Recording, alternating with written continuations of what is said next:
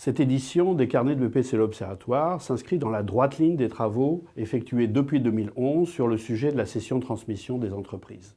Néanmoins, cette année, pour la première fois, nous avons étendu notre champ d'analyse au-delà des PME et des ETI aux TPE, c'est-à-dire que nous pouvons pour la première fois avoir une vision globale, quasiment exhaustive, de la cession-transmission des entreprises en France.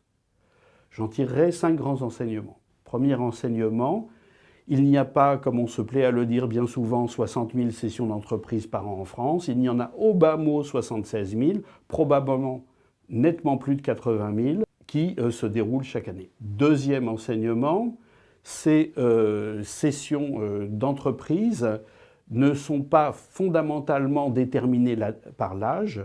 Au contraire, ces cessions d'entreprises sont très insuffisantes au-delà de 60 ans. Par exemple, pour les TPE, seulement 20% des cessions ont lieu après les 60 ans du dirigeant. Troisième enseignement, cette question de l'âge a principalement 2 conséquences. Pour les PME, fondamentalement un vieillissement de la population des dirigeants qui ne fait que reporter le problème. Pour les TPE, en général, on assiste plutôt à la disparition pure et simple des entreprises, une sorte de mort naturelle sans contrepartie financière. Ça n'est qu'au-delà de la taille de 3 salariés que l'on assiste à une cession plus fréquemment qu'à une disparition.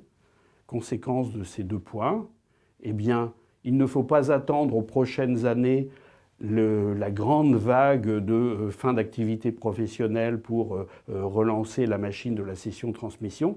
Elle est en train aujourd'hui d'arriver, elle est là, et nous n'avons pas aujourd'hui les moyens d'y faire face, puisque ça se traduit avant tout par des disparitions d'entreprises pour les TPE et par vieillissement d'entreprises pour les PME.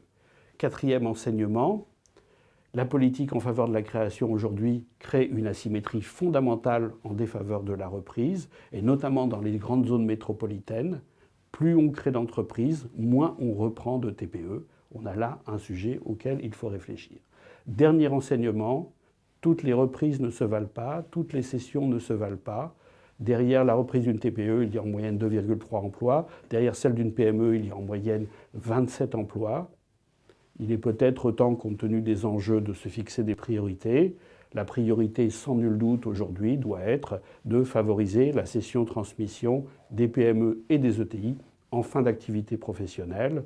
On a là un ordre de grandeur d'1 million d'emplois en jeu chaque année.